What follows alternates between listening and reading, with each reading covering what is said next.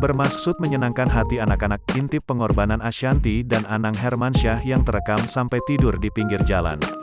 Tak hanya memberikan fasilitas untuk anak, anaknya menikmati liburan tak terlupakan kala di Amerika. Kedua orang tua Aurel Hermansyah dan Atta Halilintar ini bahkan sampai melakukan aksi tak terduga.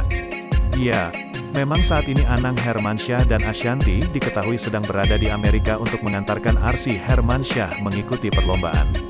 Namun sebelum sang putri mengikuti masa karantina, kakek dan nenek Aminah ini terlebih dahulu mengajaknya untuk berjalan-jalan.